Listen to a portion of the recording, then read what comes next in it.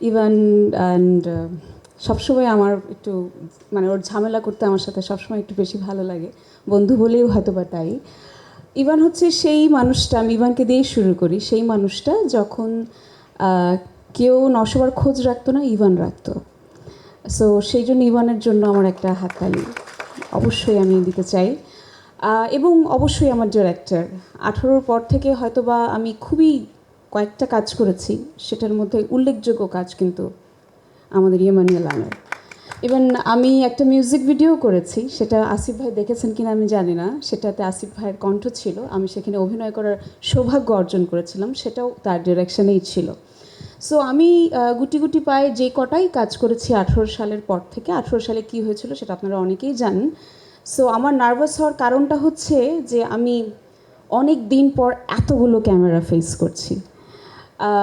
So সেই জন্য আমার একটু অস্থিরতা হচ্ছিল, একটু ঝামেলা লাগছিল। সো এনিওয়েজ, আমি আমার চরিত্র নিয়ে কিছু বলতে চাই না, কারণ আমার ধারণা আমার ডিরেক্টরও সেটা চায় না।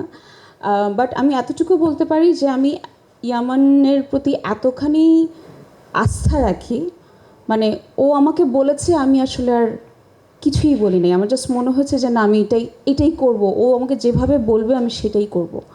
সো আমি সেইভাবেই পথটা চলেছি। আমি সবসময় চেষ্টা করি আমার ডিরেক্টর যেভাবে আমাকে দেখতে চায় সেটাই চেষ্টা করেছি।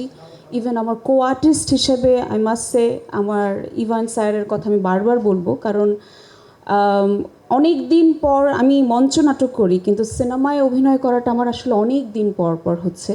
সো সেই ক্ষেত্রে আমার প্রচণ্ড টেনশন কাজ করে, আমি খুবই সিরিয়াসলি কাজটা করার চেষ্টা করি। তো সেই জায়গাগুলোতে ও যেভাবে পজিটিভলি, ইভেন তানভীরের কথা না বললেই নয়, কারণ তানভীরের সাথে আমার একটা খুবই সিরিয়াস সিন আছে, সেই সিনটা করাটা ওয়াজ প্রিটি ডিফিকাল্ট। সো এটাই বলতে চাই যে, এবং ঝামেলা টিমের সাথে আমার কোনো ঝামেলা হয় নাই, আমি খুবই আনন্দ নিয়ে কাজটা করেছি, আনন্দ নিয়ে এখানে দাঁড়িয়ে আছি, এবং যে সম্মানটুকু আমি পেয়েছি সেটার জন্য আমি পুরো টিমের কাছে ভীষণভাবে কৃতজ্ঞ। Thank you.